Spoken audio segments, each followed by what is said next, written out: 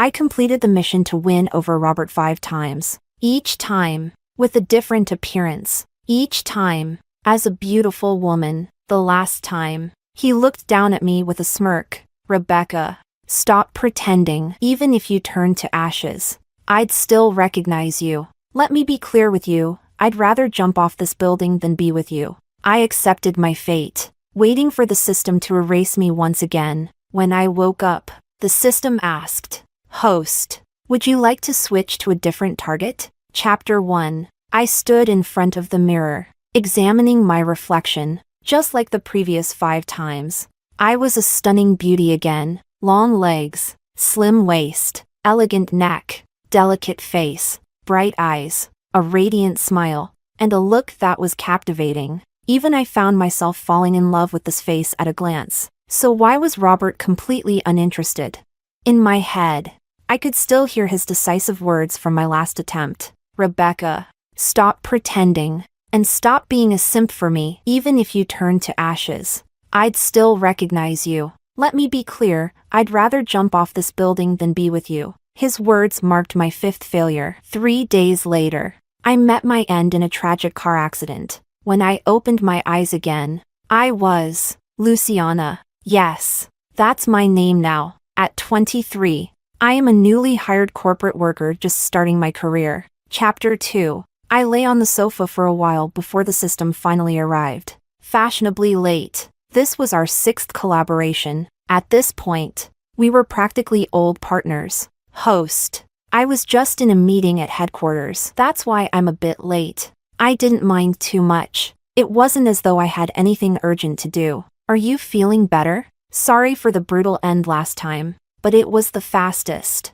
most direct method. This time, let's come up with a solid strategy. I refuse to believe we can't win over that Robert. The system chattered endlessly in my head. This was the 5th time I'd heard this promise, so I wasn't expecting much. Wait, what's going on? Why is there an extra option for targets? Calvin? Isn't he Robert's friend? Hearing the system's surprise, I looked at the virtual screen in front of me and noticed things were indeed different this time. As the system mentioned, there was an additional name under my target list. Calvin. What was going on? Did this mean I could choose between the two? Chapter 3. After a long silence, the system's voice returned, sounding somewhat excited. Hey, guess what? Starting this month, the transmigration system has been reformed, and now you can choose from 2 options for the target. Sorry, I dozed off during the meeting earlier. I just asked a colleague to clarify. So, what do you think? Do you want to try a new target this time? Calvin. He's pretty handsome too, but handsome men are tough to deal with. I'm honestly a bit traumatized. It wasn't just the system with trauma, I was traumatized too. After being killed 5 times and enduring deaths from cancer, gunshot, car accidents, and other ways both ordinary and unusual, I was starting to feel a bit frightened. Once, I might have still hoped Robert would fall for me, but now, all I wanted was to stay alive. Chapter 4. I wasn't exactly close to Calvin Ma, but we'd crossed paths a few times. After all, I'd been pursuing Robert since I was 16, and Calvin had been one of Robert's closest friends for years.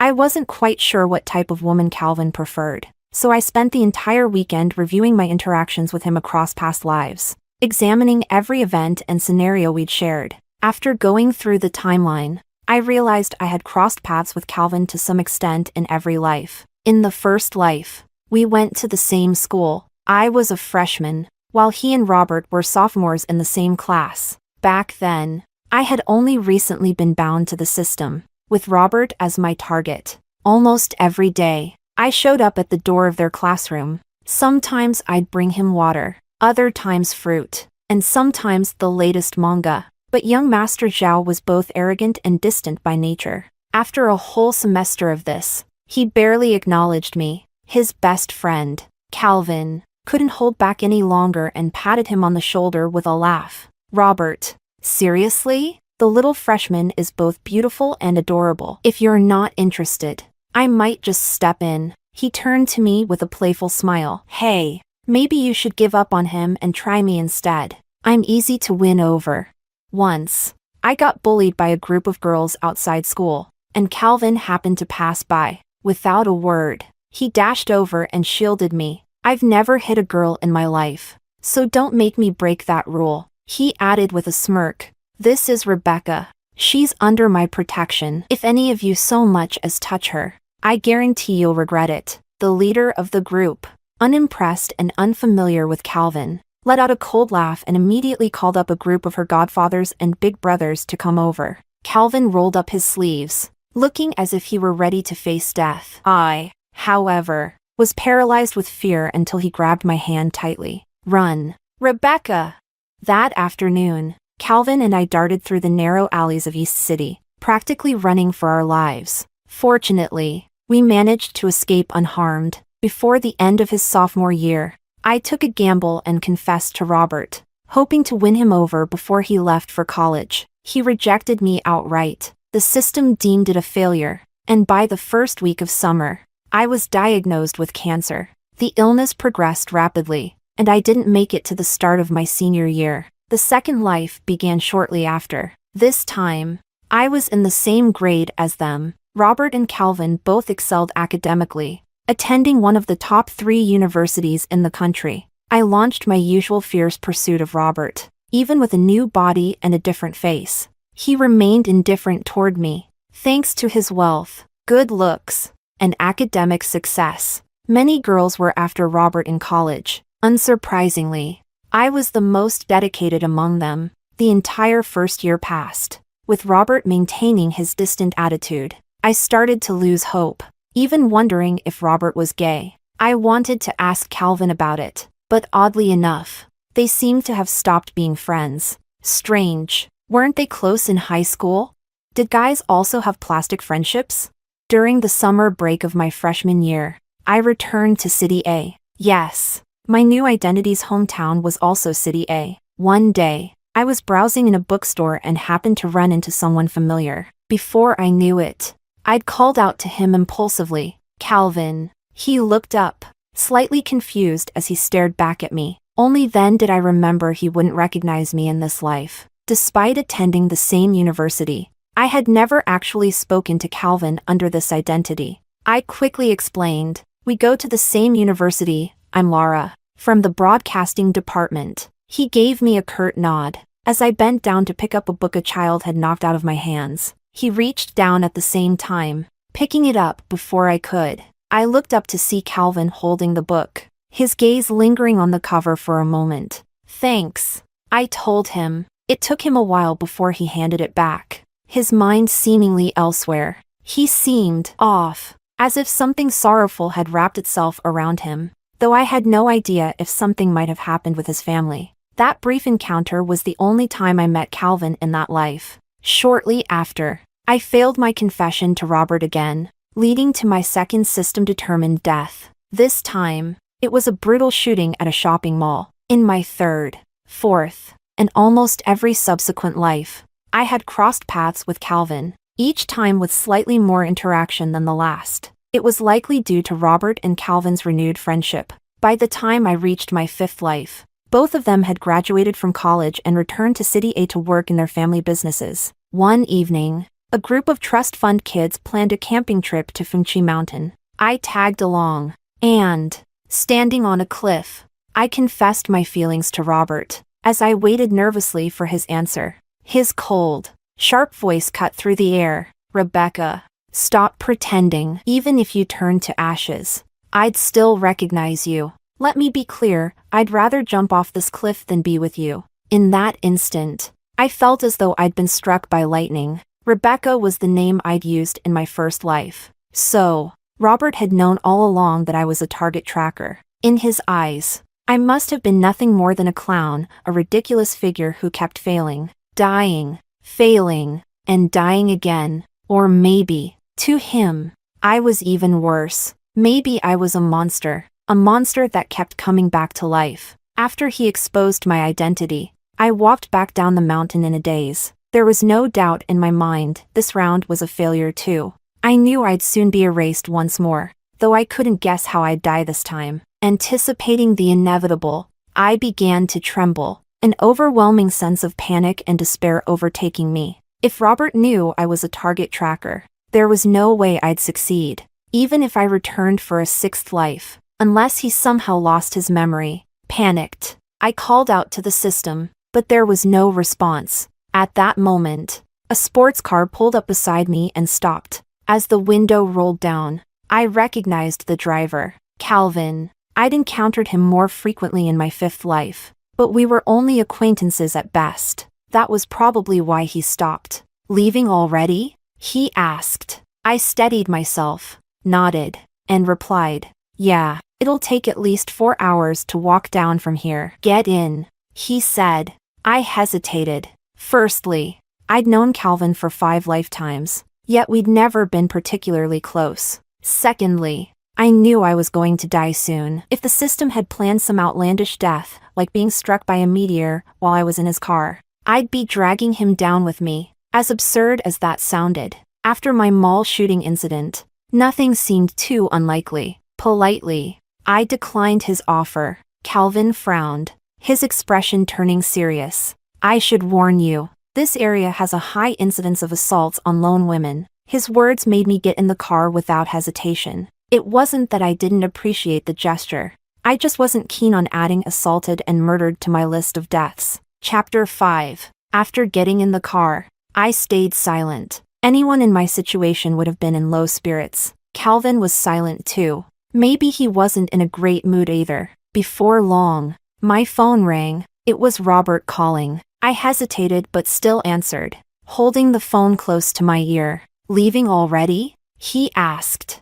As if he didn't already know. I swallowed, answering quietly. "Yeah, Rebecca," he said, using the name from my first life. His tone languid. "Stop coming back, even if you're not tired of this." "I am. I hope tonight was the last time we meet. Goodbye." With that, he hung up without a second thought. Sitting in the passenger seat, my heart felt like it was crumpling. It was a pain I couldn't even begin to describe. I didn't know where I'd gone wrong. I'd been trying to win Robert over for 8 years. From the first life to the fifth, I'd gone from being full of passion and love to constantly anxious and worried, switching identities repeatedly. I had no family, no friends. I was like a wandering soul, a hollow shell drifting through this world. At some point, it was as if wild grass had taken root in my heart, overgrown and desolate. And, even worse, it seemed this life of endless loneliness would stretch on forever. Chapter 6. Suddenly, a tissue appeared before me. Only then did I realize a tear had slipped down my cheek without me even noticing. I felt instantly embarrassed. Calvin probably thought I was crazy. Hurriedly, I said, "Just drop me off at the bus stop when we get down the mountain." He didn't say anything in response. When we were nearing the bus stop, he suddenly asked, "Do you know any good places for a late-night snack?" I was caught off guard. Huh? My stomach's a bit empty. That was all. But seriously, was the young master of the Ma family really asking me for late-night food recommendations? He paused, explaining, "I suddenly feel like getting barbecue, but I haven't had any for a long time. The places I used to go to probably closed down." No wonder. Fortunately, this was something I could help with. I quickly gave him directions to a small roadside barbecue spot. Just as I was about to say goodbye, he stopped me. "Want to join?" I wasn't a big fan of barbecue. I didn't like eating spicy food, so I gave him a polite smile and shook my head. "Thanks, but I'm not hungry." He immediately replied, "But it feels a bit weird to sit here alone." Such a refined young master. I had no choice but to sit with him. He ordered a lot of food. At first, I thought he was really hungry, but he barely ate anything. He was almost tasting the food with a look of reluctance, brow furrowed. It seemed he couldn't handle spicy food. Finally, noticing his discomfort, I said, "If you don't feel like eating, just stop. Otherwise, you'll get an upset stomach." Calvin quietly took a sip of water before asking, "Where are you heading afterward?" "Me?" I replied. "I'm going home." Of course, I felt like he was trying to make small talk. He seemed to realize it too and gave a small nod. "I'll drive you back." It really wasn't necessary, but he insisted. And in the end, I gave in. An hour later, the car pulled up to my apartment complex. I opened the door, thanked him, and got out. Thanks for the ride. Take care on your way back. He nodded but didn't reply. I took a few steps before it hit me. I hadn't given him my address. Strange. How did he know where I lived?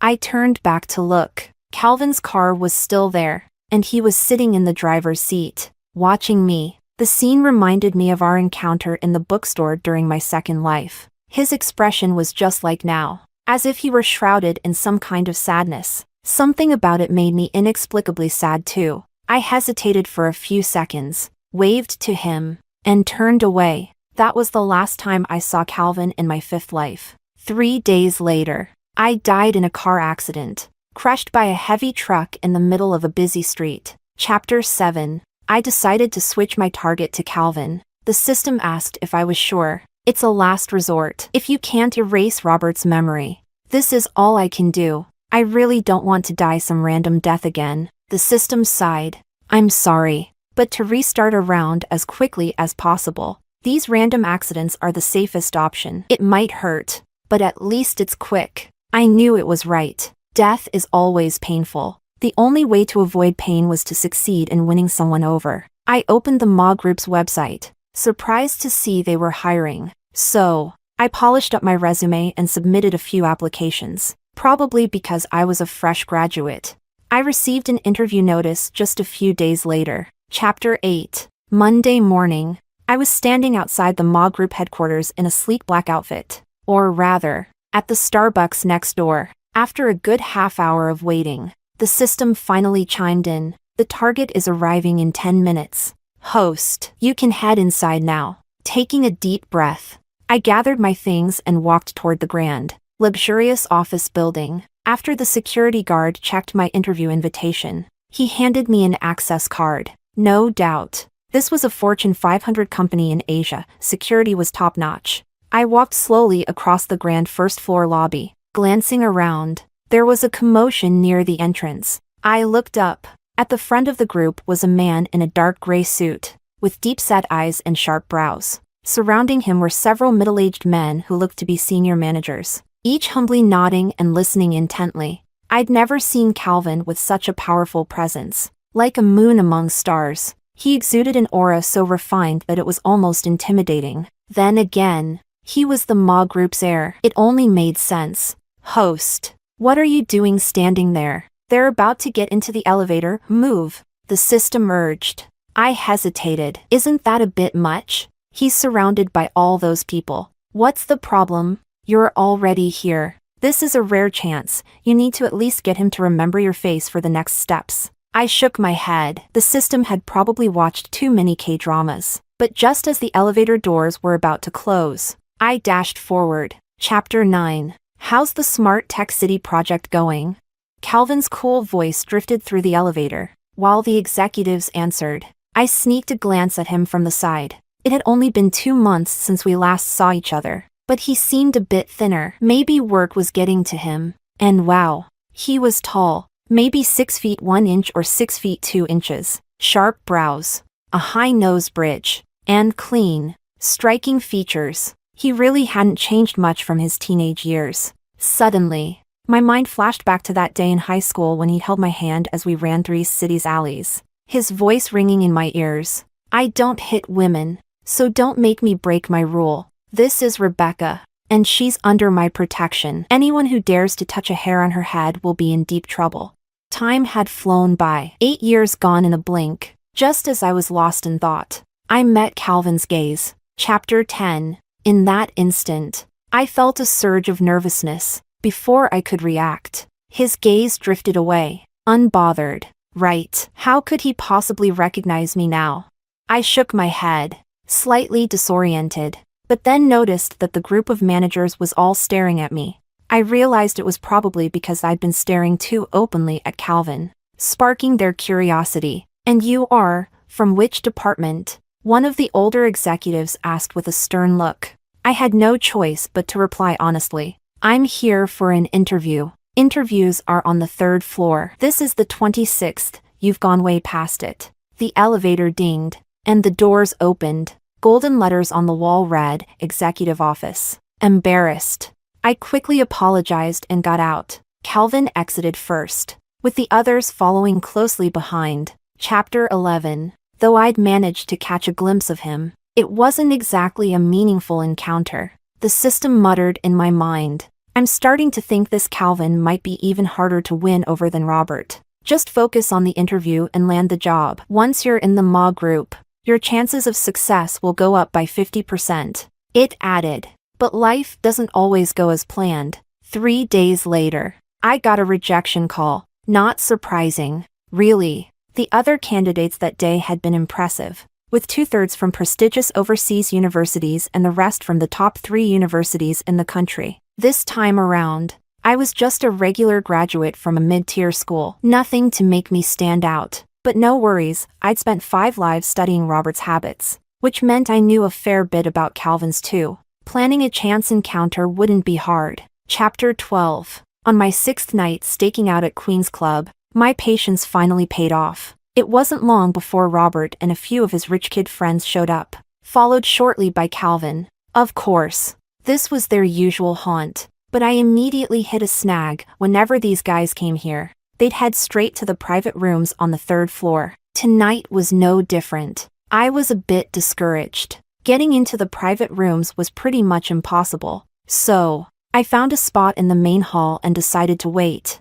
I ordered a cocktail and sat at the bar, watching idly. Then I saw Robert come downstairs alone and settle at a window seat in the main hall. The music was loud, the lights flashing, and people were dancing wildly all around. Strange. Robert wasn't one for crowds. What was he doing down here tonight? With his striking looks and refined style, he was practically a walking LED light, drawing every girl's gaze. Soon, one woman walked over to start a conversation. To my surprise, he didn't turn her down. Though his interest quickly waned, she seemed disappointed but eventually walked away, making room for the next girl to try her luck. And so it went. The same cycle repeated. I couldn't help but shake my head. Robert might have some serious issues, but whatever. He wasn't my target anymore, so it wasn't my problem. Shifting my gaze. Wait, when did Calvin come downstairs? Seizing the opportunity, I prepared to approach him, but then I saw him bump into a woman, accidentally knocking over her drink. He apologized, and they exchanged a few words. Just like that, they began chatting. I stood there, stunned. What was going on? As a seasoned target tracker, I knew exactly what Calvin's move was. That accidental bump? Totally on purpose. Did he like her? Fine. She was pretty. No surprise there. Good taste runs with good friends, I guess. The funny thing was, this woman had tried chatting up Robert 15 minutes earlier. Frustrated, I sank back into my seat. So Calvin's type was sweet, gentle girls? I watched them from the corner of my eye while scrolling on my phone. Luckily, the conversation only lasted about 10 minutes before she reluctantly left. Looking disappointed, I sighed with relief and got ready to make my move. But just as I was about to approach, Calvin had already started talking to another woman. Seriously? What was going on? This girl had also hit on Robert earlier. What was wrong with these two? Or was this some new kind of bro game? Exasperated, I went back to my seat. Apparently, even Calvin was into this? The whole thing was a letdown. I half-heartedly swiped on my phone, still keeping an eye on him. Finally, his chat with the second woman ended.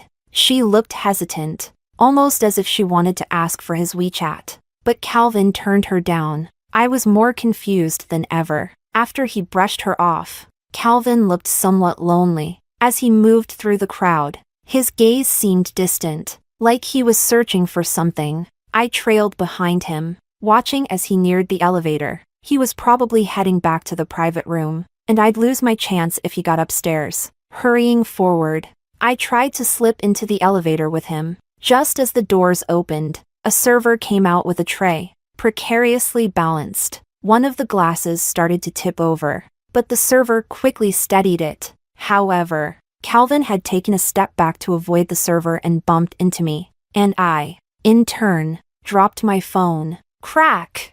My barely 2-week-old Huawei hit the marble floor, the screen shattering. Well, thank you, universe. I picked up the phone, wincing at the damage. The server stood there, unsure of what to do. It wasn't his fault. After all, Calvin, of course, didn't make things difficult for him and dismissed him. Just as I was ready to gracefully carry out my next move with Calvin, he made a call. David, do you have cash on you? In 2 minutes, David showed up, handing Calvin a stack of cash. Sorry, Calvin said, handing me the money. No more words needed. He and David entered the elevator, and then, they were gone. I had no choice but to admit the system had a point. Maybe Calvin really would be harder to win over than Robert. For heaven's sake, was I ever going to get a break? Chapter 13. I walked out of the club in silence, the system unusually quiet as well. After a week of stakeouts and half a night's efforts, I had nothing to show for it. Calvin probably hadn't even gotten a clear look at my face. At this rate, the mission would take forever, not to mention the time limit on each mission. Just judging by Calvin's attitude tonight, it was obvious I wasn't his type. System, do you even understand men's taste in women?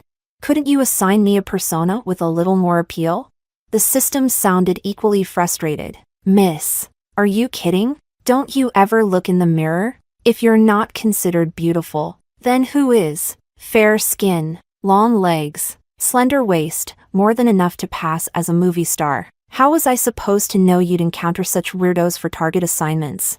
Sigh. This was exhausting. Without realizing it, I'd wandered over to a bookstore, one I used to frequent. A poster in the window caught my eye, and I perked up, pushing the door open excitedly. Hey, do you have Season 10 of Eye of the Demon King?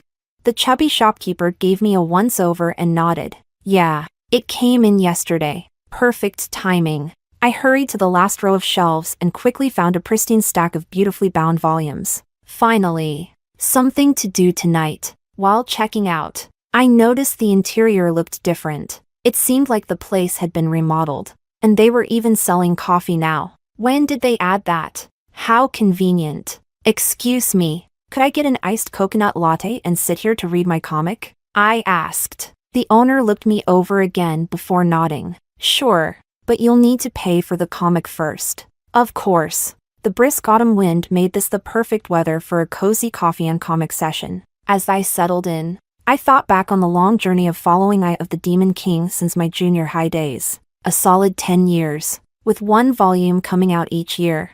Who knows when it'll end? It's the ultimate someday series. As a devoted fan, I looked forward to the finale, but a part of me dreaded seeing it end. Such a conflicting feeling. Chapter 14. I don't know how long I stayed there, but by the time I'd finished my second cup of coffee, it was late. It was time to go. Closing the comic, I lifted my head only to freeze in place. Calvin, what was he doing here? Wasn't he supposed to be at Queen's Club? Outside, there he was, in a light blue shirt and dark pants, looking at me quietly through the window. His gaze seemed distant, almost nostalgic. I suddenly thought of 3 months ago, after my 5th failed attempt with Robert, when Calvin had given me a ride home. He'd looked at me the same way then, with that same deep, faraway expression. Noticing my gaze, Calvin locked his car and walked into the store. Suddenly, I felt nervous. Chapter 15. What do I do? System, are you there? Silence. Of course, it would go silent at a critical moment. Out of the corner of my eye, I saw Calvin browsing the comics on the last shelf, seeming to look for something. Maybe I should walk over and pretend to trip. Too obvious. Or I could spill my coffee on him. A bit underhanded. I stood by the window, pretending to flip through my comic as my mind raced for a plan. But Calvin had already walked over, stopping about 2 feet away, flipping through his own comic. It was Eye of the Demon King. Funny. I'd first introduced Robert to this series in high school. Before long, it had spread to their whole class. My heart pounded with nerves. How strange. I'd never felt this nervous when trying to win over Robert. What was making me so anxious now? I glanced at my coffee cup, an idea forming. Before I could think twice, I subtly nudged the cup with my elbow. Crash!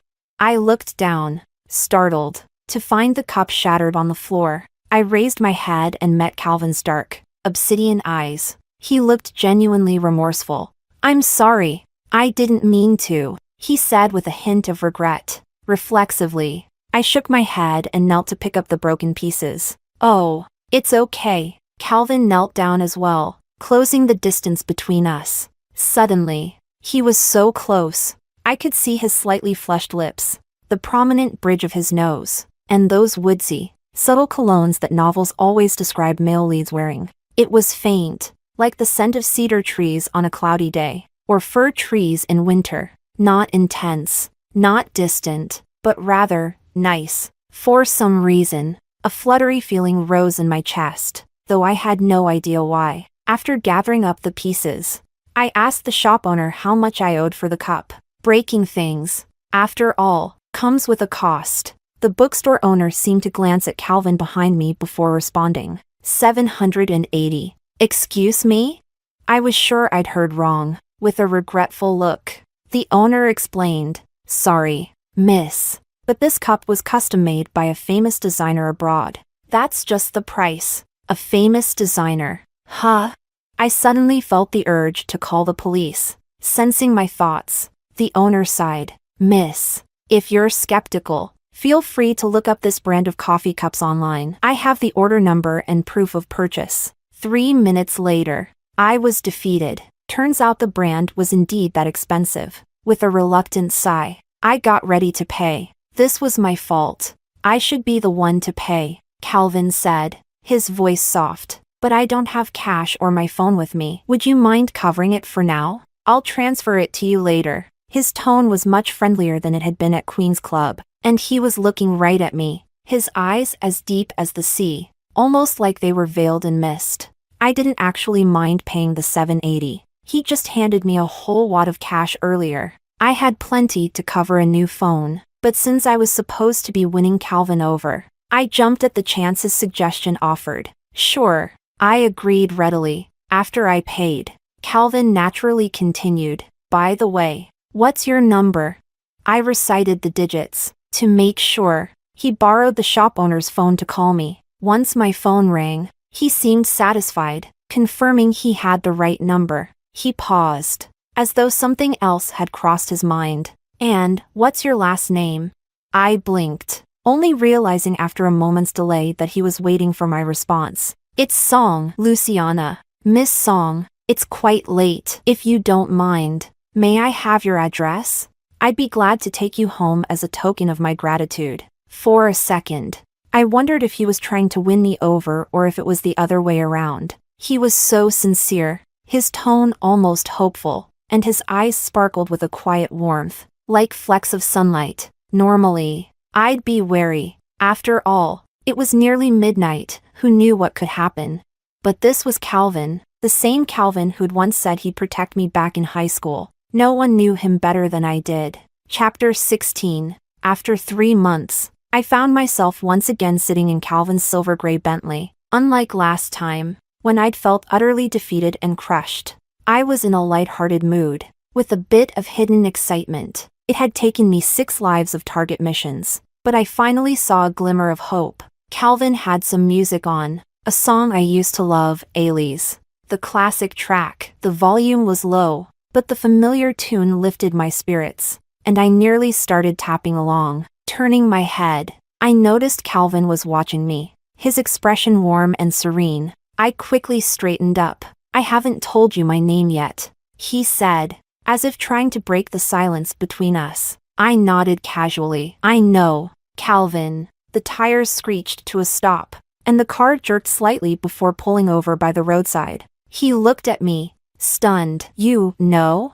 I realized I hadn't explained myself. I went for an interview at Ma Group last week. I saw you in the elevator, I replied. He seemed to hesitate, a bit thrown off. Ma Group?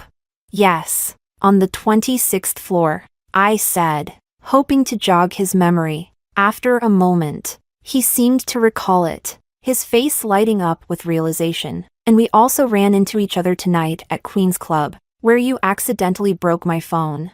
I added. His expression froze again. So, before our encounter at the bookstore, all my previous efforts had been in vain. He hadn't remembered a thing. Calvin rubbed his forehead, looking a bit embarrassed. I'm sorry. Tonight was hectic. If you have some time now, I could go buy you a new phone. He offered. I sighed. Classic Ma family, always with money to spare. You already compensated me, remember? I said, holding up the stack of bills he'd handed me. Calvin looked at the cash, his eyes filling with regret, and he seemed even more embarrassed. The atmosphere was a bit strange. Soon, we arrived at my apartment building. He seemed reluctant to leave, clearly wanting to say more, but I knew tonight's encounter should end here. I waved him off with a polite smile. Thank you for the ride. Have a safe drive home. Chapter 17. On Saturday, I received a call from Ma Group with an offer. They told me I could start as early as Monday if I was available.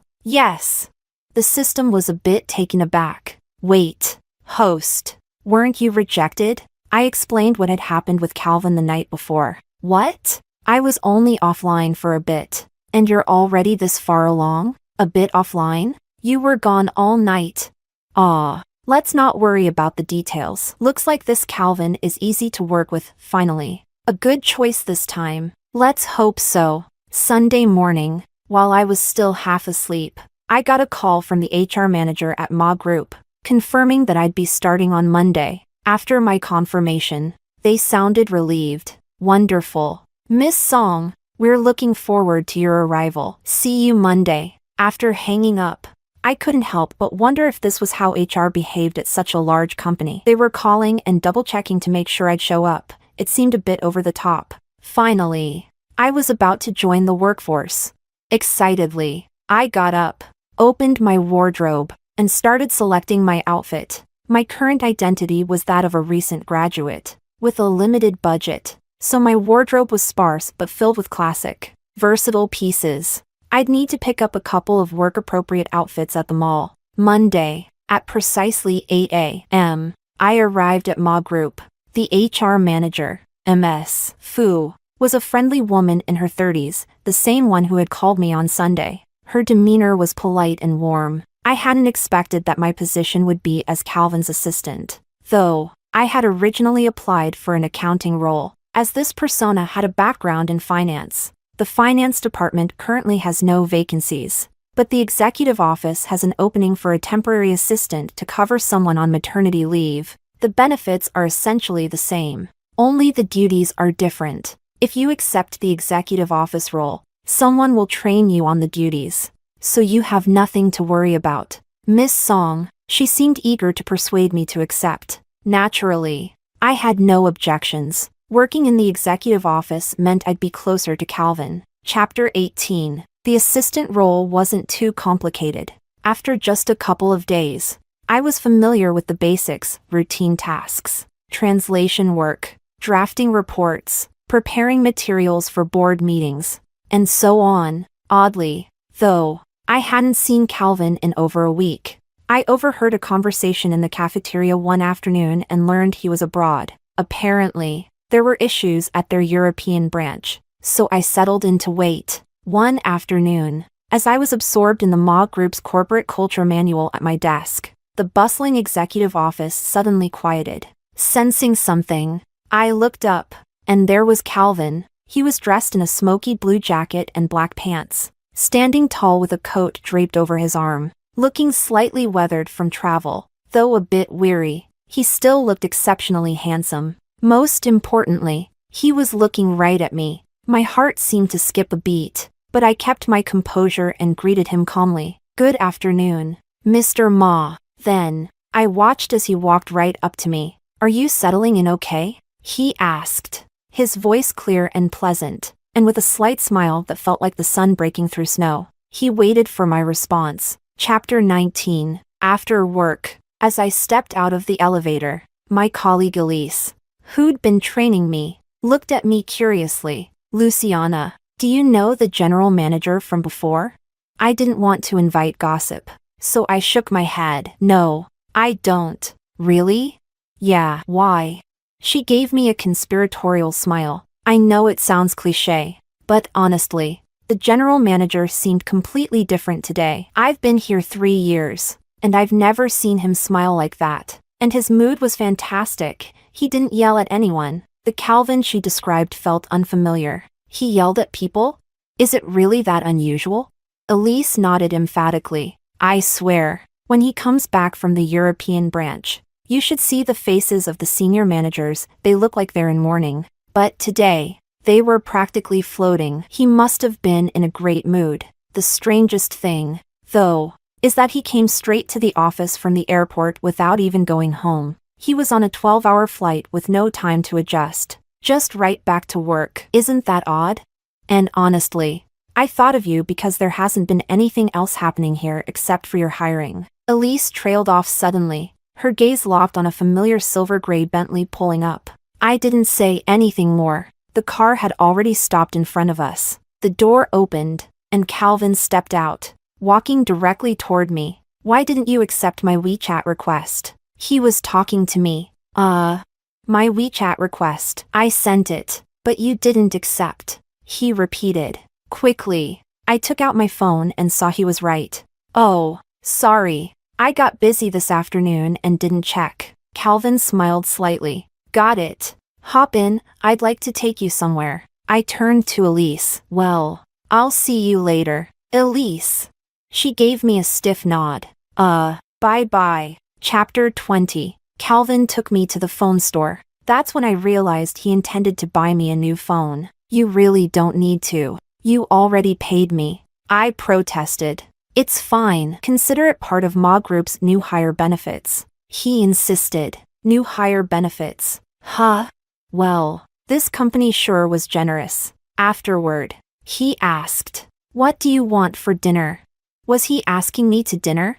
Wanting to return the gesture, I quickly replied, how about I treat you? To thank you for the phone. Calvin's intense gaze softened, his dark eyes gleaming with an almost damp, captivating look. After a moment, he raised an eyebrow. Sure, we went to a private dining club known for its exclusive cuisine, usually requiring a membership, but as we headed upstairs, we ran into someone familiar. Hey, there you are. Man, we were just talking about how you weren't responding to texts or calls. I can't believe we bumped into you here. It was David, looking delighted. Calvin's expression, however, remained indifferent. What are you doing here? Dinner. Of course. Robert arranged it, didn't you hear? Laura's back. He's been on cloud 9 lately. The name Laura struck me like a bell. After all, I'd pursued Robert through 5 lives. The name Laura was well known to me. She was Robert's childhood friend, his unforgettable first love, the girl he could never forget. The year before my first mission, she'd left for France. After 9 long years, the first love had finally returned. Calvin didn't seem interested. He paused for a moment, then said, maybe another time. We're heading out. David looked puzzled. You're not staying for dinner? And who's this? Cal, are you seeing someone? But before Calvin could respond, the rest of the group caught up to us. I saw Robert immediately. He was handsome, blessed with a face that looked like it had won the genetic lottery. His beauty was on par with Calvin's, though with a sharper edge, and next to him was a girl I'd never seen before. It must have been Laura. She was beautiful, with a delicate oval face, refined features, fair skin, and a cascade of slightly wavy hair. She looked like a porcelain doll. It was no wonder she'd occupied Robert's thoughts for 9 whole years as his unforgettable first love. Calvin. Someone greeted him, and Laura looked over with a brief flicker of surprise, her eyes lighting up. Calvin, it's really you. It seemed they all knew each other. In this situation, leaving wasn't an option for Calvin. Chapter 21. Calvin, I was wondering why you've been so quiet lately. Turns out you've been keeping busy, so. Who's this? Your girlfriend? Justin teased as he glanced between us in the private room. Justin was Robert's childhood friend, and I'd heard plenty of his snide comments during my previous attempts to win Robert over. You're mistaken, Calvin replied coolly. This is my assistant, Luciana. Justin's eyes took on a mischievous glint. An assistant? Huh? Does your company only hire assistants based on looks? Hey, beautiful. Want to come work at Corp? Whatever Calvin pays you, I'll double it. Justin's shameless banter grated on me, but with so many people present, I forced a polite smile, preparing to respond. Laura chose that moment to speak up. Calvin, how have you been all these years? All right, he replied, his tone indifferent. Laura gave a faint frown, her nose wrinkling in annoyance. You're just as aloof as you were back then, still avoiding me. Huh? You're overthinking it. If that's so, why didn't you come to France last Christmas? Everyone else visited. But you didn't. I was busy. What could have been more important? You ditched me to spend Christmas watching fireworks with someone else? At that, Laura's eyes sparked with curiosity. By the way, what happened to the girlfriend who watched fireworks with you? Did you two break up? Calvin's sudden silence held a hint of something unspoken. Wait, the person who watched fireworks with Calvin last Christmas, wasn't that me? In my 5th life, I'd come closer than ever to completing the mission, because I'd slept with Robert. Yes, that night, lying next to him, I'd nearly cried with joy. It had been my 7th year pursuing him, and I'd endured 4 deaths, cancer, a gunshot, drowning, and finally, a gas explosion in my own home. Only heaven knew how terrified I was of failing yet again. The reason for my progress was that Laura had posted about her French boyfriend on Instagram. Robert was devastated, drowning his sorrows at the bar nearly every night, and every time I was there to pick him up. No matter how drunk he got, he'd always wake up in my apartment the next morning, with a fresh pot of herbal tea, breakfast prepared, and his clothes neatly ironed. After 3 months of this, Robert and I finally slept together. The next morning, I eagerly asked the system if I'd succeeded. The system replied hesitantly, I'm afraid not. Host, based on my data, last night, the target merely saw you as a stand-in for his first love, not someone he truly cares about. I went silent. It was true, even at the peak of our intimacy. Robert had whispered Laura over and over. I'd heard it, clear as day, but I'd stubbornly ignored it. I thought I could fool the system or even myself, but it hadn't worked. Laura's relationship didn't last. They broke up 4 months later. She was heartbroken, and I was there, listening to Robert console her over the phone, all while I kept my own feelings hidden. I couldn't be jealous, couldn't show anger, couldn't throw a fit. I had no right to. I went to great lengths to please Robert, following his every preference and whim. I dressed in his favorite style, copied the hairstyle of the woman he truly loved. I even begged him to spend Christmas with me. Out of pity, he'd agreed, and I'd foolishly thought I could someday make him love me. But on Christmas Eve, he suddenly booked a flight to France. He told me, without a trace of guilt, Laura is lonely over there, so I have to be with her. We'll spend Christmas together next time, okay? With that, he'd left, without looking back. Apparently, he hadn't gone alone. He'd gone with 5 of their friends to visit Laura in France. Deep down, I'd sensed then that my 5th mission was doomed to fail. On Christmas Day, I'd gone alone to Fengchi Mountain to watch the fireworks. I'd even posted about it on social media. Not long after I arrived, Calvin showed up alone in his car. In my 5th life, we weren't particularly close, but we knew each other. So, we'd sat together, quietly watching the fireworks. At first, he'd made small talk, but seeing my silence, he'd fallen quiet too. We watched the display until midnight, and then he gave me a ride home. We hadn't spoken since. Was I the so-called girlfriend who had watched fireworks with him? As I was lost in thought, my phone rang. It was my landlord. He'd called me a few days ago, asking if I could move out by the end of the month since his son was getting married.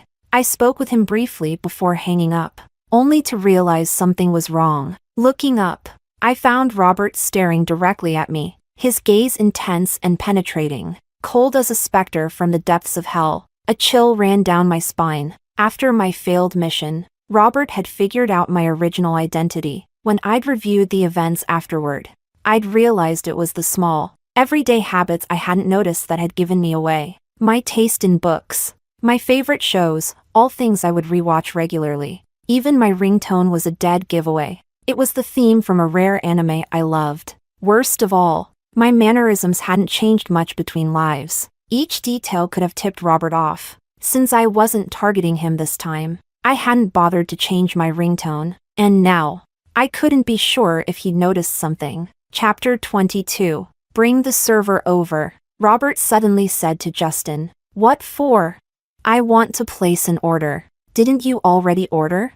Robert's annoyed glare silenced Justin immediately. Yes, I'll get them right away. Moments later, the server returned. Add an order of abalone for everyone here, Robert instructed. So, he suspected me after all. From my second life onward, I'd realized I was allergic to abalone. Even with a new body, the allergy remained each time. He had to be doing this on purpose. Clutching my phone, I pondered how to respond. When I heard Calvin speak up, subtract 2 portions. We're leaving. The food hasn't even arrived. What's the rush? Robert's tone was icy, his gaze growing sharper. I have somewhere to be. Oh, where?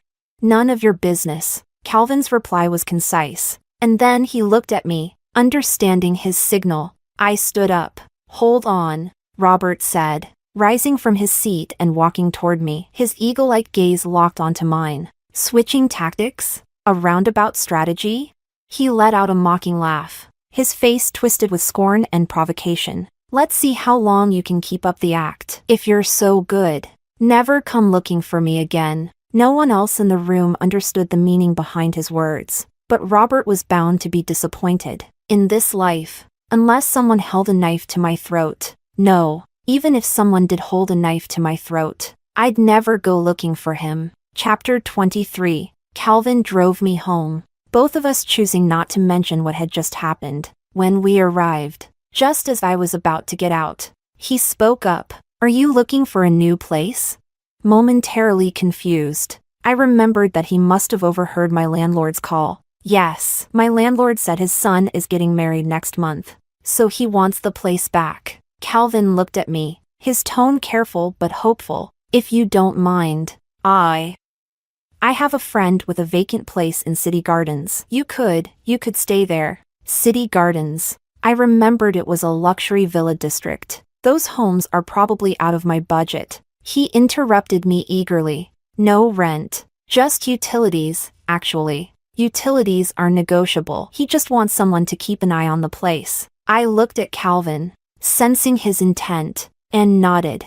I'll consider it. He breathed a sigh of relief. Good. I'll wait for your answer. I watched his car pull away, only for the system to burst excitedly into my mind. Oh my gosh. Host. I knew it! A beautiful woman always shines. This Calvin has such good taste. Unlike that blind Robert. If this keeps up, Calvin will definitely fall for you. Please, host, don't die tragically this time. I just can't bring myself to do it anymore. I couldn't help but disagree. Can't bring yourself to do it? You've been anything but gentle every time I've died. What? You don't know how much it hurts me each time. It's Robert's fault. With his stone-cold, unfeeling self. Finally, we're free of that miserable man. Calvin, on the other hand, is perfect, handsome, considerate, practically offering himself up. It's almost like he has a system of his own, telling him to pursue you.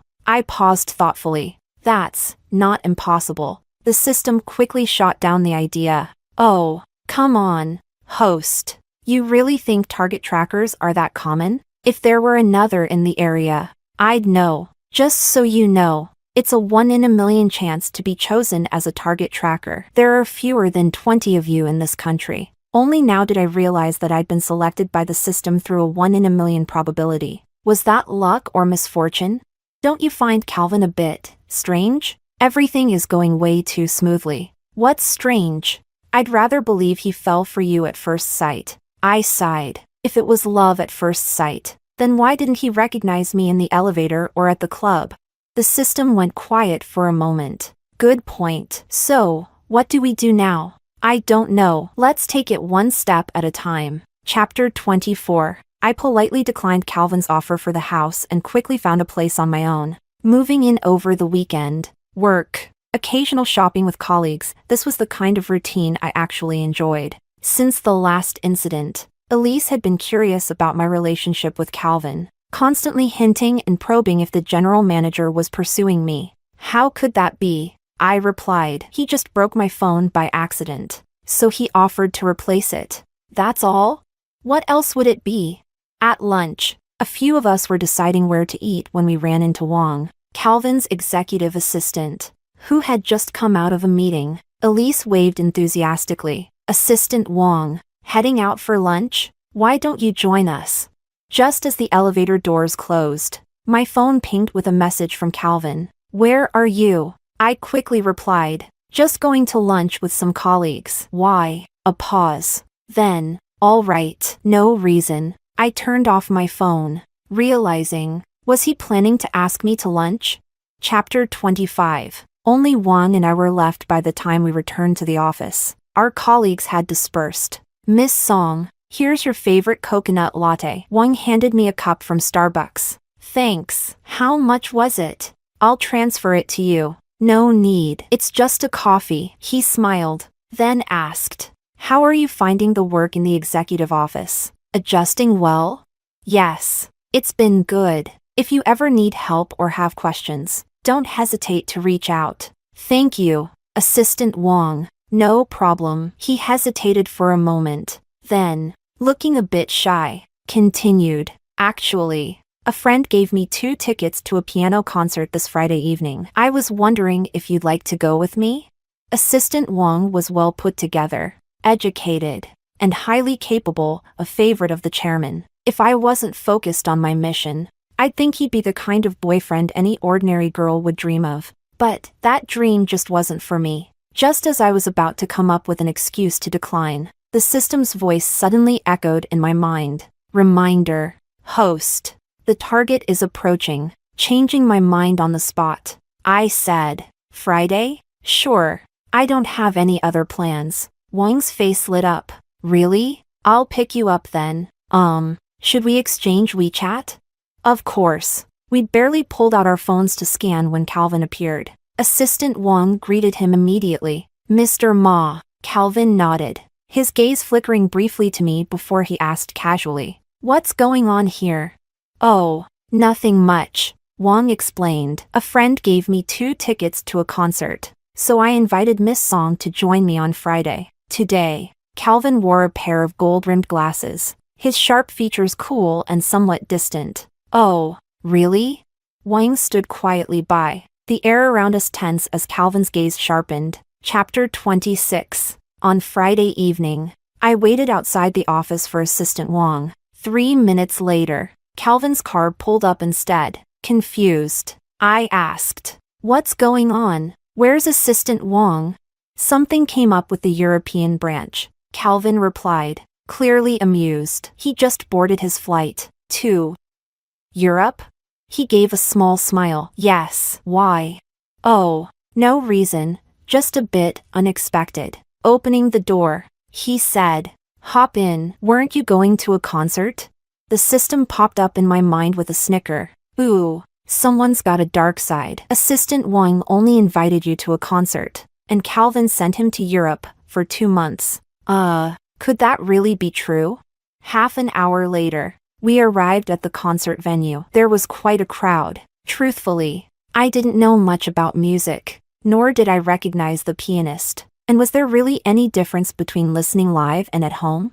Guess I was too much of a Philistine. I opened my phone, feeling a twinge of guilt about Assistant Wang. Maybe I should send him an apology. Then I caught Calvin's gaze, his expression icy. Gathering my thoughts, I asked, so, when is Assistant Wang coming back? Are you that concerned? His voice was chilly, like the sudden drop in temperature lately. Well, shouldn't I be? He'd been dragged off because of me. I just thought. Before I could finish, he interrupted. Listen to the music. Calvin's eyes held a shadow of irritation, his cool gaze deepening. He turned away, focusing intently on the performance. Fine. I shut my mouth. Chapter 27. It was the system who woke me up. I opened my eyes to see people around me standing and heading toward the aisles. I looked down to find a soft gray jacket draped over me. It was Calvin's. Awake? He asked, sounding amused. Embarrassment flooded me as I covered my face. Had I really fallen asleep in public? It wasn't until we left the concert hall that my face returned to a normal shade. Embarrassed, I asked, "Why didn't you wake me? You were sleeping so soundly." His voice was still filled with barely hidden amusement. I could only imagine what the people around me thought. Sigh. I didn't want to talk. We soon reached my apartment building, and Calvin's expression tightened as he took in my building. "You live here?" He probably thought it was run down. 30 years old and showing it. The place wasn't exactly modern. Feeling tired, I simply nodded yes. As I stepped out, I gave him a quick goodbye, noting the hesitation in his expression, but he held back, just telling me, "Get some rest." I walked into the dim hallway, and the system's voice suddenly chimed in. "Host, check this out." "What is it?"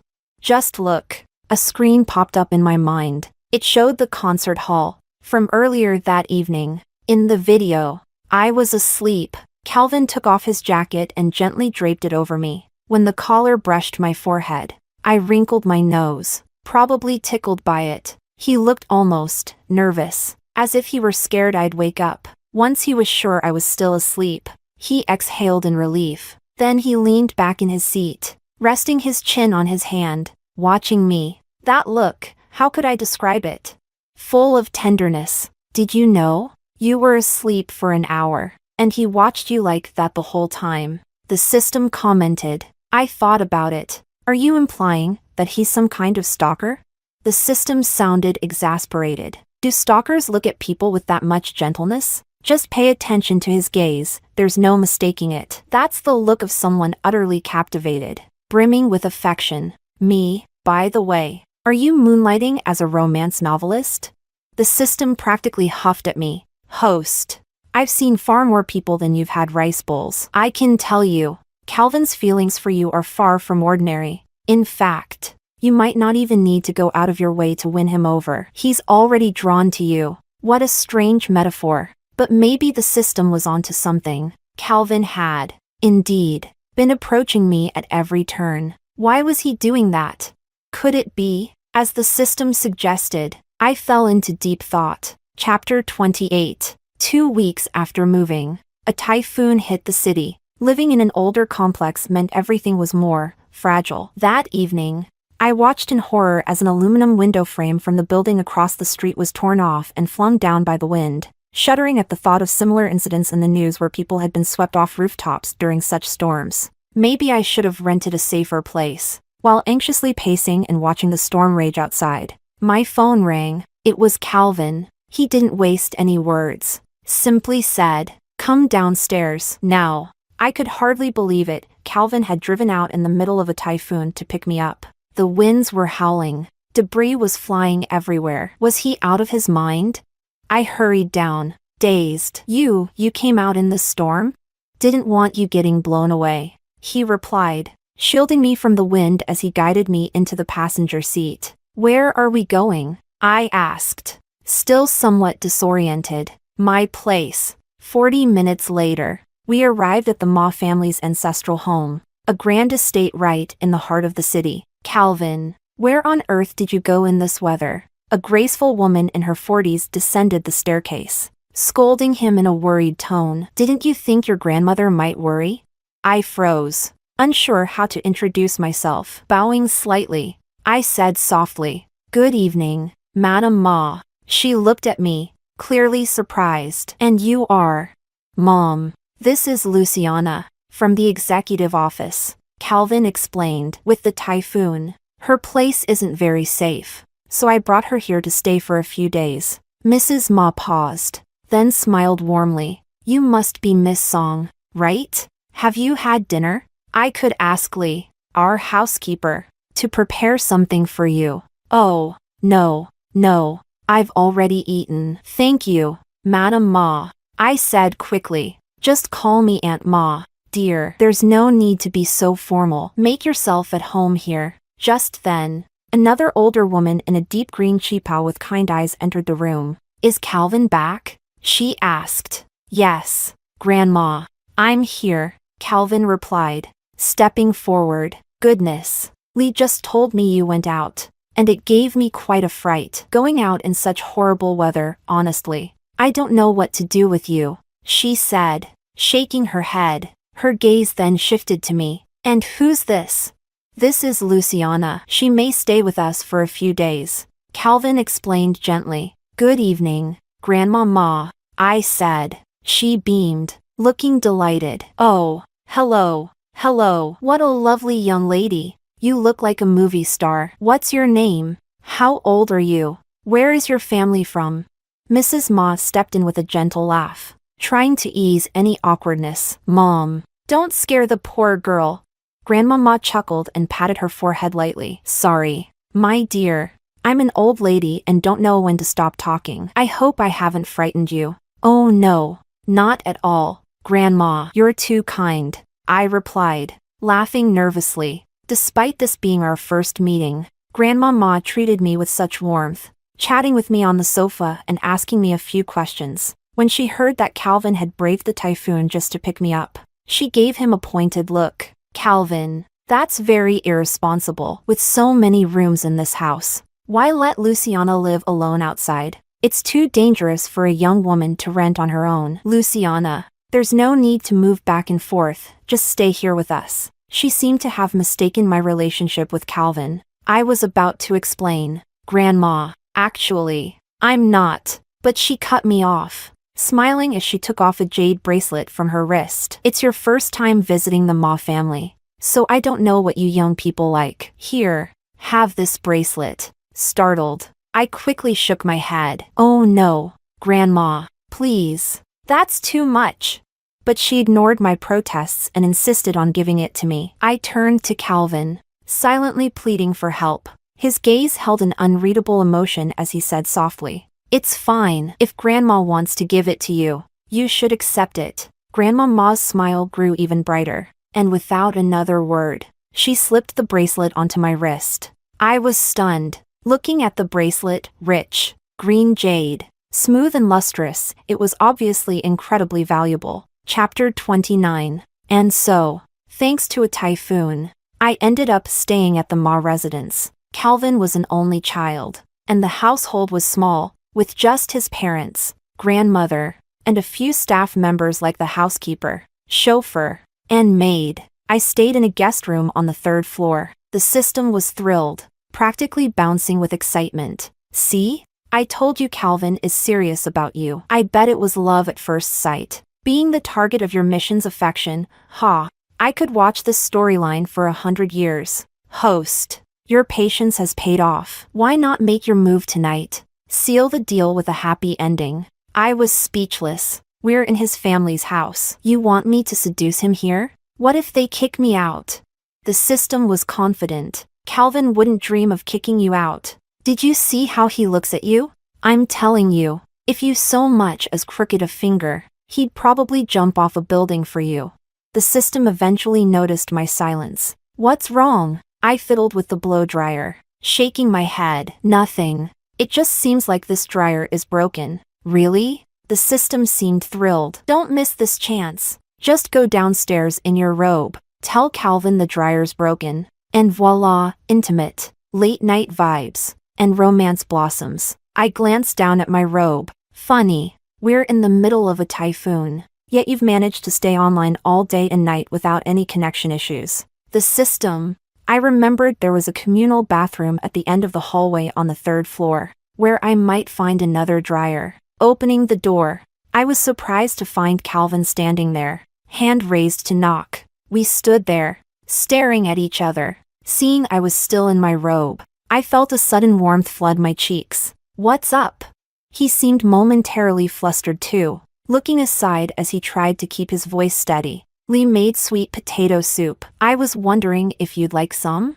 I did enjoy sweet potato soup. That sounds good. I'll go change first. I'll wait downstairs. I changed into something more comfortable and went to the kitchen. Calvin frowned when he saw me. You washed your hair? You shouldn't leave it wet. You'll catch a cold. The dryer's broken. He paused. The one on the first floor should work. Come with me. The one downstairs worked perfectly. As he started drying my hair, he asked softly, "Would you like me to help?" The system squealed in my head. Yes, yes, yes. Say yes. Right now. My mind racing. I replied, "Sure. Thank you." Watching Calvin, I quickly realized he was no expert at this. His movements were slow and hesitant. I couldn't resist teasing him. "Mr. Ma, have you ever had a girlfriend?" Calvin glanced down at me, momentarily taken aback. "No." "I see. So, am I your practice run?" He gazed at me, his usually cool eyes holding a rare warmth. "Does that bother you?" I chuckled. "Not at all. Practice away. And if you need help with anything else, feel free to ask." I could swear his hand shook a little, and for a brief moment, he seemed lost in thought. It was clear he was surprisingly easy to fluster. A simple tease, and he was already turning pink. It was hard to believe, given how playful his friends were. David, Justin, even Robert had his unforgettable first love as a reason for keeping distant. Calvin, though, seemed to move through the world without so much as a stray leaf sticking to him. But enough teasing. After drying my hair, I headed to the dining room, where Lee had prepared a bowl of soup, smiling warmly as she handed it to me. "Miss Song, Calvin said you like sweet potato soup, so I made some. I hope it's to your taste." I stared at Calvin, genuinely surprised. "How did you know I like this?" He replied simply, "I guessed." Impossible. I wanted to press further, but he clearly didn't want to explain, so I let it go. Chapter 30. The typhoon soon passed. I prepared to move back to my rented apartment, bidding goodbye to Grandma Ma, but she was adamant about keeping me there. It's just too dangerous for a young girl to live alone in such a remote area. What if you ran into trouble one night and no one could help? Mrs. Ma also urged me to stay. "You're an employee of Ma Group. Staying with us is perfectly reasonable. There's no need to feel guilty." It was hard to refuse such heartfelt offers. In the end, I promised Grandma Ma that I'd stay until I found a safer place, and she reluctantly agreed. I ended up staying on at the Ma residence. Every day, I took Calvin's car to and from work, no longer enduring crowded trains or buses, living in a spacious, luxurious house with well-balanced, fresh meals at every turn brought a whole new level of comfort to my life. Yet, as with anything, there were some downsides. It might have been my imagination, but every time I left the house, Grandma Ma seemed tense, insisting the chauffeur stay close to me. When Calvin's driver had to accompany him on a business trip, Grandma Ma even hired a bodyguard for me, even if I just needed to run to the store for personal items. The bodyguard was glued to my side. Another time, when she was scheduled for her regular checkup, Mrs. Ma even suggested that I join her for a medical exam as well, but I'd already submitted my medical documents when I joined Ma Group. The whole situation felt strange. No, it felt a bit eerie. One Saturday, after insisting to the bodyguard that I was just going for a casual stroll and he still followed me, I finally decided it was time for an honest conversation with Mrs. Ma. Her reaction surprised me. Apologizing sincerely, she led me to Calvin's room, and there, I saw a photograph, a photo of me, from my first life. Chapter 31. As the initial shock subsided, I finally moved, body stiff, to the desk where the framed photograph sat. My hands trembled as I picked it up. How strange. I couldn't remember ever having taken this picture. Judging by the angle, it must have been taken secretly. Back then, I was known as Rebecca, a vibrant, sweet, and genuine high school girl. My youthful face in the picture seemed to capture the best of those blossoming years. The essence of teenage beauty and innocence. Madame Ma's soft sigh drifted through the silence. That was Calvin's first love, a younger classmate of his who, sadly, passed away during her second year. It was sudden, an illness, they said. She continued, her voice heavy with regret. "You see, it's my fault." Calvin had planned to confess to her right after his college entrance exams, but I advised him not to distract her before her exams. I told him to wait until after his graduation trip, if she liked him. She'd still like him a month later. Madame Ma's voice was choked with emotion. When he returned from his trip, she was gone. I've regretted it ever since. And so has Calvin. I often wonder if, had I encouraged him to confess that day, he wouldn't have that sorrow weighing on his life. I held the photograph in silence, unable to say anything for a long while. Madame Ma eventually broke the quiet. This was the second girl Calvin liked. I raised my head slowly, watching as she held out another framed picture. This one was strange. There was no one in it, just two elongated shadows, seemingly of a couple standing close together. In the background, distant lights sparkled, and in the night sky above, fireworks burst, illuminating the scene. It must have been taken at night. Our Calvin is a fool, isn't he? Always falling for someone in secret, not even daring to take a proper picture with the girl he liked. He only managed to snap this shadowy reflection, taken on Christmas Eve. I stared at the photograph, feeling as though my heart had momentarily stopped. Unfortunately, this girl passed away as well, a car accident. Madame Ma sighed again, heavier this time.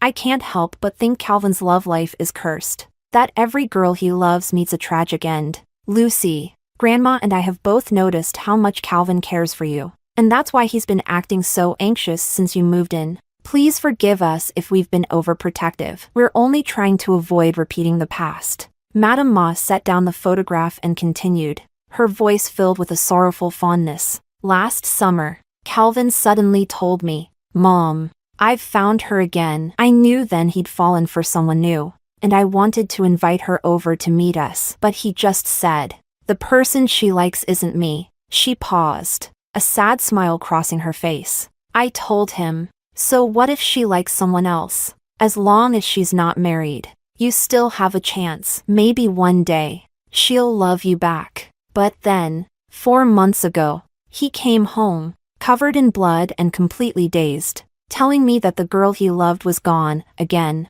covered in blood? I looked up, memories flashing through my mind. In my previous life, I'd been run over by a heavy truck in a bustling street. My body shattered beyond recognition as my consciousness faded. I'd seen someone stumbling over to me, cradling my broken form. Through the blinding pain, I'd murmured, "It hurts.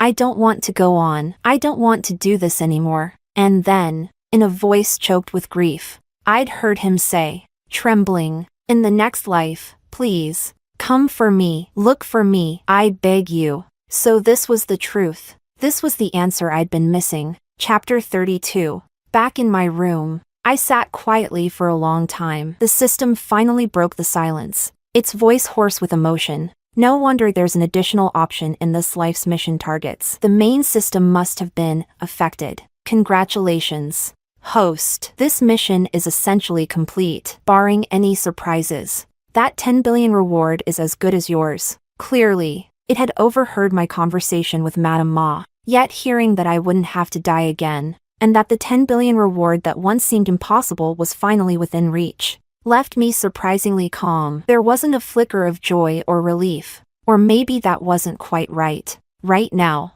I had only one thought. I needed to see Calvin, but he'd left 2 days ago for a financial summit in Nanhai, and who knew when he'd be back. I paced around my room, feeling as if the ache of longing was growing wild in my chest. I couldn't wait a second longer. Grabbing my phone, I called his secretary to get the address, then packed my bag and booked a flight. At 8 p.m., I landed in Nanhai and headed straight to his hotel. In the lobby, I was about to call Calvin when a familiar face stepped out of the elevator. Oh, no, Robert was here too. I averted my eyes, hoping to avoid him, but he clearly had other plans. Robert strolled over, an amused, almost arrogant smile on his lips. "Chasing me all the way out here, are you? You never give up, do you?" I looked at him coldly. In my first, second, even third lives, I genuinely loved him. The system had been wrong about one thing. I'd been the one who'd fallen in love at first sight with my mission target. From the moment I saw Robert in our sophomore year, I'd been captivated. I'd done everything I could to get close to him, to warm his heart, hoping to melt the ice inside him. But I'd learned the hard way that playing the simp wouldn't win his love. My feelings for him had died with the failures of those first 3 lives. And after that, my pursuit was purely about survival and securing that 10 billion reward. Is there something you need? I asked. Voice icy. Robert's expression darkened. Rebecca, did you think I wouldn't recognize you? I made myself clear last time, don't come back. Did you just ignore everything I said? Since he'd already figured it out, I didn't bother pretending. As I pressed the elevator button, I replied curtly, I understand. A smirk curled his lips. So it really is you. What was wrong with him?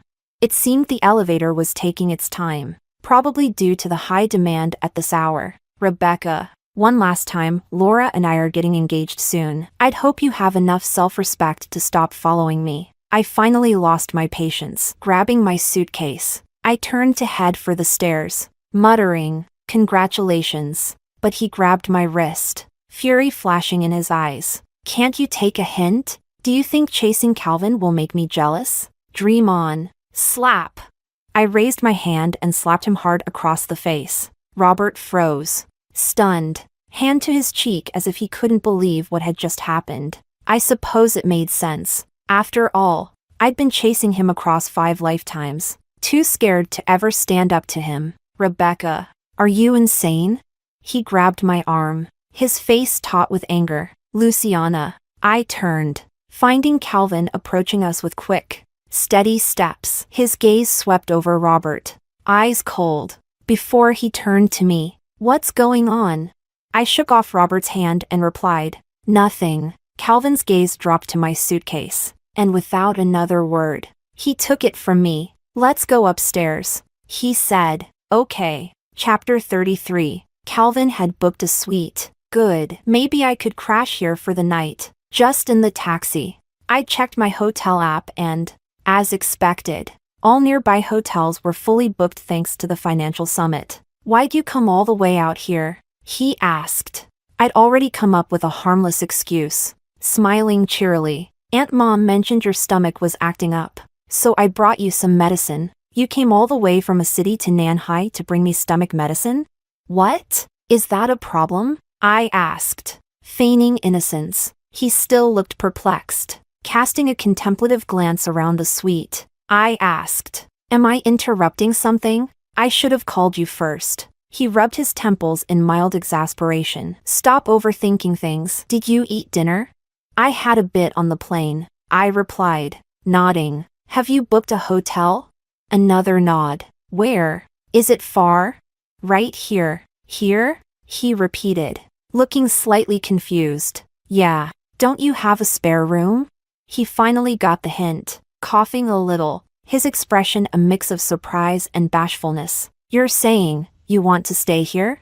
I gave him my best lost puppy look. All the nearby hotels are full. If you don't let me stay, I'll have to sleep on the street. A faint blush dusted his cheeks, and he averted his gaze, voice tinged with a bit of shyness. If that's the case, which room do you want? I'll tidy it up for you. Chapter 34. I opened my suitcase to pull out something to change into after a shower. The system suddenly popped online, whispering mischievously, Host, have you finally decided to seal the deal tonight? Absolutely not. Are you sure? You seem very well equipped. It's just a regular set of pajamas. I muttered, annoyed. I came here to talk to Calvin. Aha. Talk. Sure. Whatever you say. System. Can we make a deal? Go on. Just for tonight. Can you? I don't know. Pretend you don't exist? It chuckled slyly. Got it. I'll be as silent as the grave. Have fun. After my shower, I stepped out of the guest room to find Calvin on a call by the floor-to-ceiling windows, talking in a low voice about things I didn't understand, business terms. Mostly, he changed from his suit into a simple white t-shirt and gray pants. I wasn't sure if he'd already showered, but I couldn't help feeling my heart flutter as I glanced at his profile. He noticed me in the living room and quickly wrapped up his call. Were you going out? He asked. I tilted my head, confused. No. Why? He studied me, his expression soft and skeptical. Why would I be going out? I asked, genuinely puzzled. You're not meeting up with Robert? I raised an eyebrow. So he thought I'd come all the way here just to find Robert? He's your friend, not mine. I replied, voice calm. Why would I look for him? Calvin fell silent, his eyes slightly shadowed. I sighed. Calvin, we need to talk. He looked up, his gaze intense, chest rising and falling quickly. What did you just call me? Calvin, or would you rather I called you Mr. Ma? He hesitated, studying me with an uncertain look. After a pause, he walked over and sat down on the sofa beside me, attempting to keep his voice steady. What do you want to talk about? I had planned to ask when he'd first recognized me, but something told me I already knew the answer. At that moment, my phone rang. The number wasn't saved, but I recognized it immediately. Robert. Of course. How had he even gotten my number? I went to decline the call, but Calvin intervened, his tone tense. Don't answer. I paused, half tempted to press him. Why not?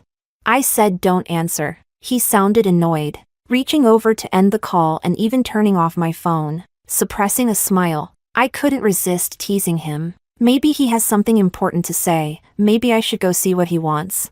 Don't go, he growled, gripping my wrist tightly, almost rough. Feigning a stumble, I fell toward him, letting myself collapse into his chest. He looked horrified, clearly thinking he'd hurt me with his grip, and quickly apologized. Sorry. I didn't mean. He must have just showered. There was a faint, fresh scent of soap lingering around him, and even though we were already so close, it didn't feel close enough. Looking at his face right in front of me, at those lips, I couldn't resist anymore. Leaning forward, I kissed him. For a moment, Calvin froze, too stunned to react. Then I bit his lip lightly, coaxing him into responding. Finally, he reacted, placing a hand on the back of my head and returning the kiss passionately. I don't know how long we kissed, but I heard him murmur in a breathless whisper, "Little Becca." A rush of emotion welled up, and tears blurred my vision. I pulled away slightly,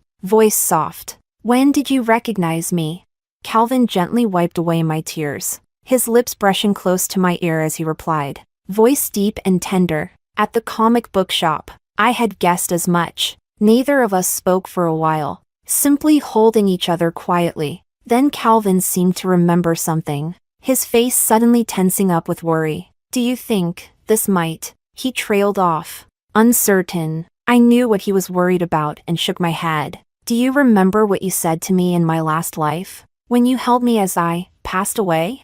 He stared at me, realization dawning on his face. You mean, this time, it's me?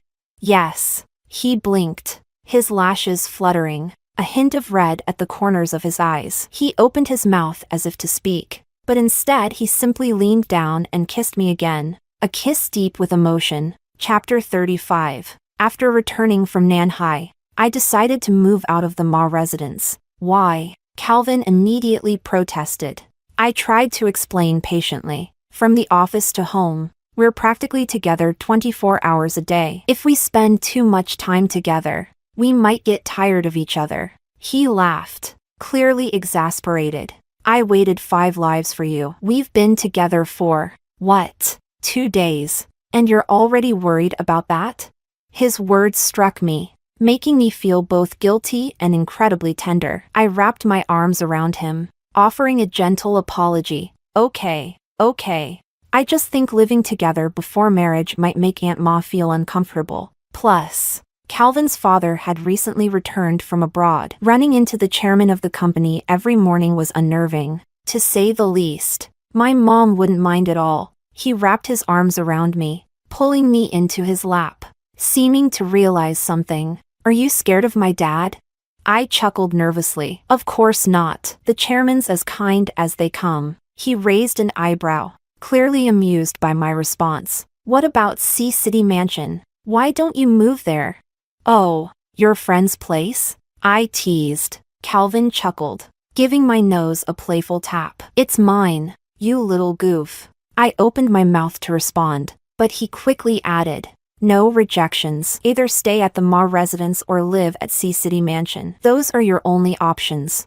Who said I'd reject it? Free rent in a mansion, I'd be crazy to turn that down. He leaned in to kiss me, murmuring, that's my girl. We kissed for a while, and I could feel the heat rising between us. Sitting on his lap, I couldn't help but notice his reaction. He leaned in close, his voice soft and low. "Little Becca, is the system still, attached to you?" "Yes," I replied. "So, the mission isn't over yet? It won't follow you forever, right?" I smirked, understanding his meaning. "Don't worry, it's not always online. It's usually offline, actually." He relaxed, exhaling in relief. "How far along is the mission now?" The system had told me yesterday, 99.9%. Why isn't it 100? I felt my cheeks warm a bit. "Well, there's still something left." Calvin's gaze softened, realization dawning on his face. He cleared his throat, looking flustered. "Should we, plan it out?" Honestly, I thought it was a great idea. Finishing the mission sooner meant claiming that 10 billion rewards sooner. I nodded. "Sure." My straightforwardness seemed to catch him off guard. You're okay with it?" "Why wouldn't I be?" A hint of shyness crept over him, and he looked away. "Do you have anything you want to say?"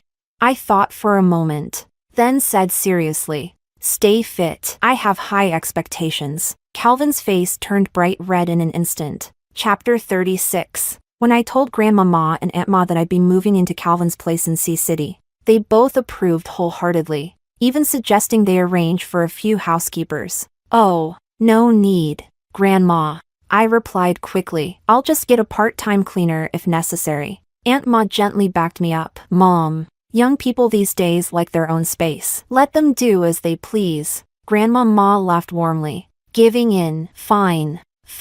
But whenever you're in the mood for a home-cooked meal, just call. I'll have Butler Lee prepare something and send it over." Sea City Mansion wasn't as grand as the Ma family estate, but it was modern, well-equipped, and move-in ready. Calvin moved in right after me, and he suddenly became very dedicated to working out every evening. He'd head to the basement gym to lift weights. I couldn't help but laugh at his sudden enthusiasm. On Friday night, he'd arranged for a romantic candlelight dinner, even hiring someone to set up a cozy atmosphere in the master bedroom. We both knew what was coming, and everything was in place. The dinner? Barely touched. Soon enough, we headed upstairs, brushed our teeth, and just let things flow naturally. The night settled in, the lights dimmed, and I curled up under the blanket, feeling a mix of nerves and anticipation. But just as things were heating up, Calvin suddenly froze, a look of hesitation and self-reproach flickering across his face.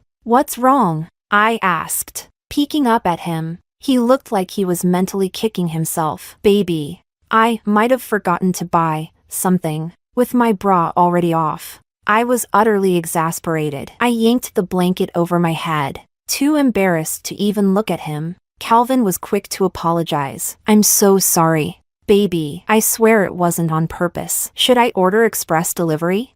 My voice muffled under the blanket. I grumbled. "Forget it." Panic flashed across his face as he worked to calm me down. "You're mad, aren't you?" "Baby, I promise it was an honest mistake. Don't be upset, okay?" He peppered kisses down my cheek, his touch growing softer and more intent. After a while, he lifted his head from under the covers, only to find me lying there, eyes watery with laughter and affection. "Are we ready?" he asked, his breath warm against my ear. Instead of answering, I gently pressed my hand against his lips and whispered, "Not so close. Can't do that," he murmured, kissing my hand with a voice that sent shivers through me. "I love seeing that look on your face." Chapter 37. The day the system finally left me was a bright, clear one. As I looked at my account, with the one and its endless zeros trailing after it, I almost forgot how to count. Congratulations, host. You're officially an ordinary person now. Be happy, okay? Oh, and I saw the progress meter hit 500% right before I closed the panel. Calvin's been in love with you through all 5 lives. You've made me so proud. My coworkers all say they've never seen a rating that high. The main system has already assigned me to a new host, so it's time for me to start fresh. A wave of nostalgia hit me. After so long together, we were practically old friends by now. Thank you for everything, system. I wish you the best in your new task. and may you achieve success swiftly." The system's farewell chimed softly in my mind, a hint of emotion in its tone. "I'm heading out now. Host." "Oh, right, due to the exceptional results this time. I requested something special for you and Calvin from the main system, a bond that will connect you two for 5 lifetimes. They approved it." Chapter 38. Calvin brought me to David's birthday party and, in front of everyone, introduced me with great ceremony. The night was going well until Robert entered the private room and saw Calvin and me sitting close, hand in hand. He immediately lost it, storming over to throw a punch that connected with Calvin's face. Chaos erupted. Calvin didn't hold back, knocking Robert to the floor, landing punch after punch. Everyone jumped in, pulling them apart. Robert's eyes blazed, his expression wild with rage. "Calvin, are you insane? Going after your best friend's girl? Do you even know who she is?" Calvin just glanced at him, clearly done with the party and uninterested in lingering any longer. He walked over and took my hand. "Come on, baby. Let's go." I let him lead me, playing the picture of obedience. Behind us, Robert seethed, shouting, "Calvin, if you walk out that door, we're done, no more friendship, ever." Calvin cast a cold look back at him, smirking. "Well, I should definitely go, then." "Truth is, I stopped wanting to be your friend about a century ago." As we stepped out of the club, I heard Robert's anguished voice behind me. "Rebecca." He blocked my way, face contorted in pain, eyes brimming with a mix of bitterness and longing. "You're just going to leave? Aren't you afraid of dying again? If you leave Calvin now, I'll consider being with you." "I mean it." Looking at him, I felt as though I'd wandered into a twisted romance novel plot. After 5 lives and 5 deaths, it was too little, too late. "Robert, haven't you realized that I haven't looked for you once in this life? That's because you haven't been my target for a long time now. So please, let's just leave it at that." Robert looked as if he'd been struck by lightning, his face going blank as he processed my words. After a long pause, he managed to stammer, "It's not possible. If it wasn't me, then who was it?" His gaze slowly shifted to Calvin, realization dawning in his eyes. Calvin's expression remained cool, and he tightened his grip on my hand. But Robert grabbed me, his grip trembling, his voice hoarse. "Rebecca, say it to my face. Tell me that through all 5 lifetimes, you were only close to me because of a mission, that you never had feelings for me." A chuckle slipped out before I could stop it. "Oh, I have no problem saying that. It's the truth. You know what you remind me of? A rock at the bottom of a dirty well. Hard, smelly, impossible to break. If it hadn't been for the reward, I'd never have bothered with you for so long. Thank goodness I'm finally free of you in this life. So do us both a favor and stop with this lovelorn act. You're making me nauseous." Calvin looked at me with bright eyes, his smile growing. Then he turned to Robert and said, right in front of him, "Baby, you're amazing at telling people off."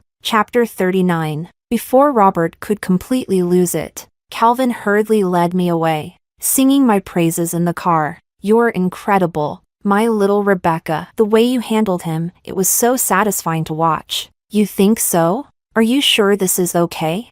"What do you mean?"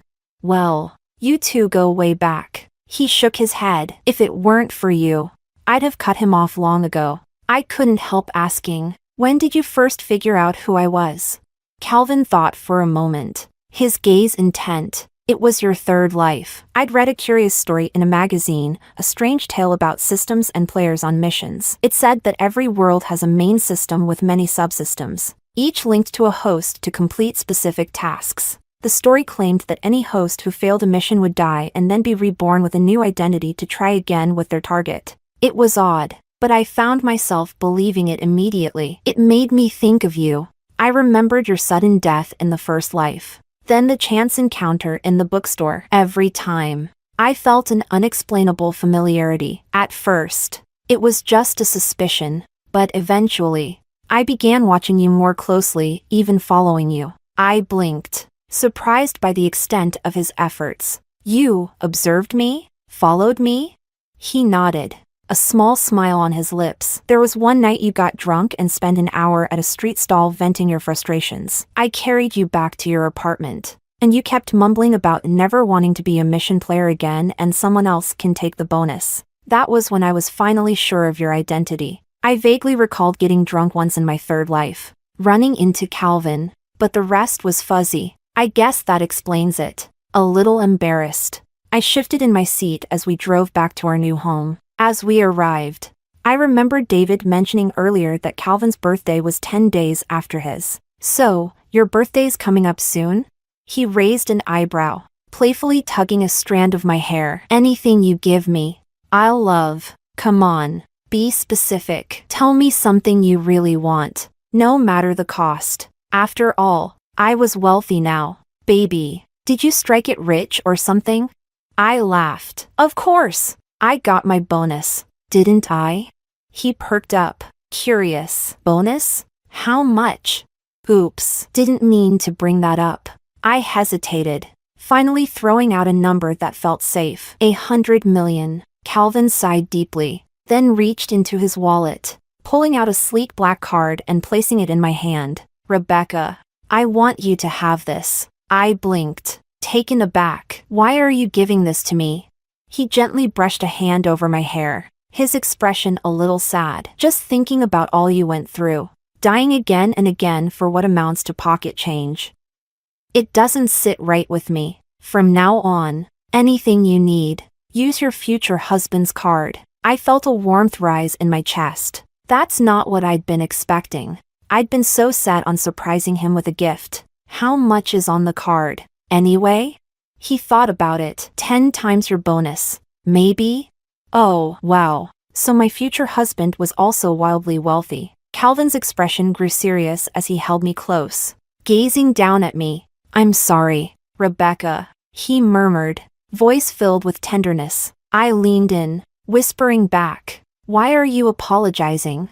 If I'd confessed earlier, maybe given you $1 billion back then, maybe you wouldn't have had to go through all that. Silly. It hadn't been for nothing, because I'd waited for you all this time. Chapter 40. Robert found himself in a car accident the day he heard about Rebecca and Calvin's engagement. He had been driving home when his phone buzzed with a barrage of notifications in their group chat, filled with congratulations, shocked comments, and questions. Robert clicked on a message, and it took him only a second to grasp why the chat was buzzing with excitement. Hearing the news sent his world spinning. 4-5 lives. Rebecca had been the girl who stayed by his side, the girl who only had eyes for him, clinging to his every word. Others envied his charm, his magnetic hold on her. Yes, Rebecca was a player, a woman whose purpose was to win his heart through her missions. But her allure was undeniable. She was always his type. In every life, she was the very image of his ideal, sweet and endearing,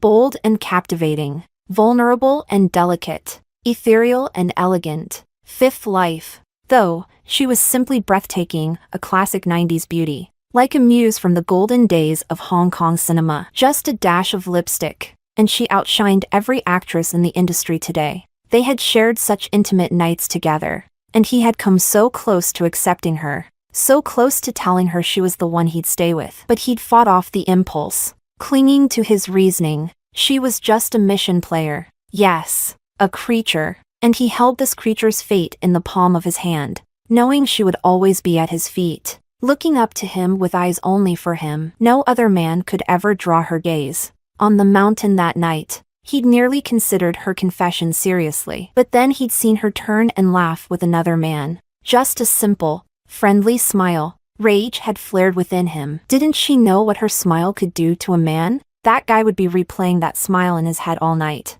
doing who knows what with that memory. Didn't she understand what self-respect meant?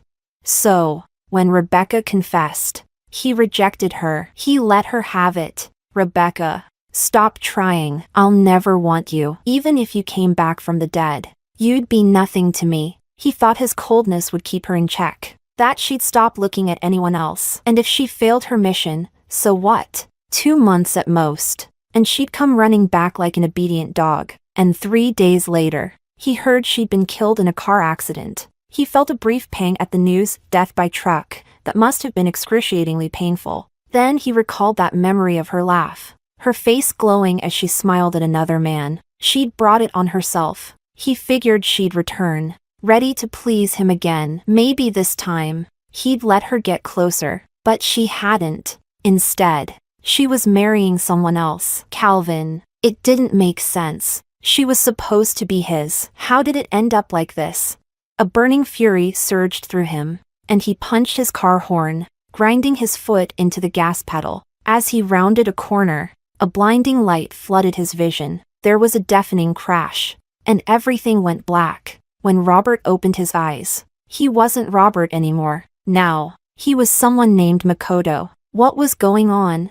Staring at his reflection in a mirror, fear prickled through him as he realized it was a face he didn't recognize. He heard a low crackling sound, like an old TV with bad reception, echoing in his head. After a sharp, pulsing pain, a metallic voice spoke. Congratulations. Host 238. System binding successful. Target A. Laura B. Luciana. Robert's heart raced as the pieces fell into place. He had become a mission player. 2. Luciana. Rebecca's name in her sixth life. A thrill jolted through him. Without a moment's hesitation, he selected Luciana. He'd do it. This time, he would be the one pursuing her. Chapter 41. System 238 was beyond frustrated. It had tried to persuade this idiot host to change his target so many times. It had lost count, but the host was stubborn. They were now 15 lives in. 15 deaths. If this wasn't some extreme form of self-harm,